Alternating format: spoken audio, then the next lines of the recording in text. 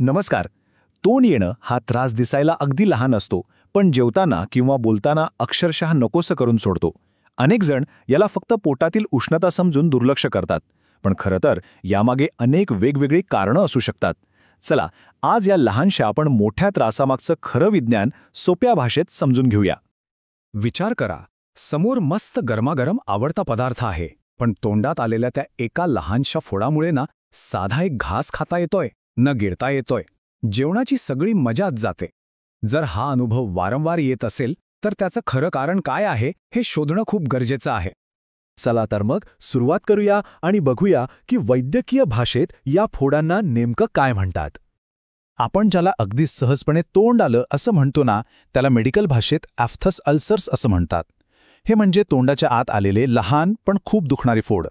त्यांचा मधला भाग पाहिला तर तो पांढरट किंवा पिवळसर असतो आणि त्याच्या कडा लाल असतात, जे सूज आल्याचं लक्षण आहे. आता येऊया सगळ्यात मोठ्या आणि कॉमन गैरसमजाकडे.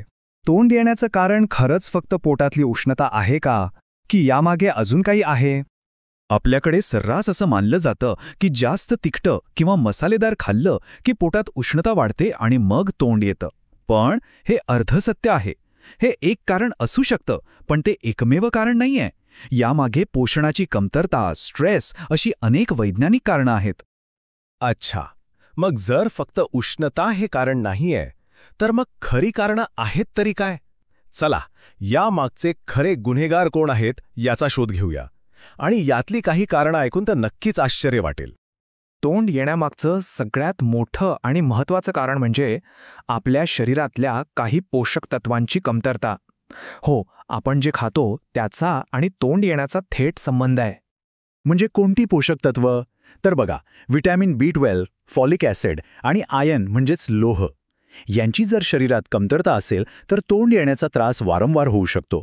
आणि विशेषतः जे पूर्णपणे शाकाहारी असतात त्यांच्यात अनेकदा व्हिटॅमिन B12 ची कमतरता दिसून येते, ज्यामुळे त्यांना हा त्रास जास्त होतो. आता दुसरा गुन्हेगार, स्ट्रेस. म्हणजे परीक्षेचं टेन्शन असो किंवा ऑफिसमधल्या कामाचा ताण. जेव्हा आपण जास्त स्ट्रेस घेतो तेव्हा आपल्या शरीरात काही केमिकल बदल होतात आणि त्याचा थेट परिणाम आपल्या इम्युनिटीवर म्हणजे रोगप्रतिकार शक्तीवर होतो आणि मग तोंडात अल्सर यायला सुरुवात होते. आता एक अशी गोष्ट ज्याचा आपण कधी विचारही केला नसेल. काय वाटतं, आपण रोज सकाळी जी टूथपेस्ट वापरतो तीच तर या त्रासाचं कारण नसेल ना? हे बघा, बऱ्याचशा टूथपेस्टमध्ये फेस येण्यासाठी एक केमिकल वापरलं जातं, ज्याचं नाव आहे सोडियम लॉरेल सल्फेट म्हणजे SLS. आता काही लोकांना ना या केमिकलची ॲलर्जी असू शकते, त्यामुळे जर सारखं तोंड येत असेल तर एकदा SLS फ्री टूथपेस्ट वापरून बघायला काहीच हरकत नाही. बरं, कारणं तर आता बऱ्यापैकी कळली. मग आता यावर उपाय काय? चला, ह्या त्रासातून सुटका मिळवण्यासाठी काही सोपे घरगुती आणि मेडिकल उपाय कोणते आहेत ते पाहूया. पहिले काही एकदम सोपे घरगुती उपाय बघू. त्या अल्सरवर थेट मध लावा, कारण त्यात अँटीबॅक्टेरियल गुणधर्म असतात. दुसरा उपाय म्हणजे रात्री झोपण्यापूर्वी त्यावर थोडंसं साजूक तूप लावायचं, त्याने मस्त थंडावा मिळतो. आणि तिसरं, कोमट पाण्यात मीठ टाकून गुळण्या करायच्या, याने इन्फेक्शनचा धोका कमी होतो. पण असंही होऊ शकतं की हे घरगुती उपाय करूनही आराम मिळत नाहीये आणि तोंड येण्याचा त्रास सारखाच होतोय. मग अशा वेळी समस्येच्या मुळापर्यंत पोहोचणं खरंच महत्त्वाचं आहे. वारंवार तोंड येणं हे बहुतेक वेळा व्हिटॅमिनच्या कमतरतेचे लक्षण असतं, हे तर आपण पाहिलं. अशा वेळी डॉक्टरांना विचारून B कॉम्प्लेक्सची एखादी गोळी, उदाहरणार्थ बेकुसूल्स, काही दिवस घेतली ना तर हे कमतरता भरून निघते आणि हा त्रास मुळापासून थांबायला मोठी मदत होते. ठीक आहे, आतापर्यंत आपण जे बोललो ते होतं सामान्य तोंड येण्याबद्दल. पण आता आपण एका खूप महत्त्वाच्या आणि खरं सांगायचं तर एका गंभीर मुद्द्याकडे वळणार आहोत. अशी कोणती लक्षणं आहेत जी दिसल्यास याला अजिबात हलक्यात न घेता लगेच डॉक्टरांकडे जायला हवं? पुढची माहिती खूप महत्त्वाची आहे, त्यामुळे कृपया लक्ष देऊन ऐका. जर तोंडात आलेला एखादा अल्सर 3 आठवड्यांपेक्षा जास्त काळ तसाच राहिला आणि सगळ्यात महत्त्वाचं, जर त्यात अजिबात वेदना होत नसतील, म्हणजे तो पेनलेस असेल, तर हा एक मोठा धोक्याचा इशारा आहे.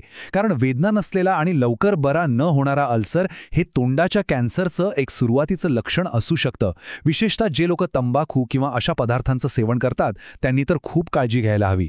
असं काही जाणवल्यास वेळ न घालवता त्वरित डॉक्टरांचा सल्ला घ्या.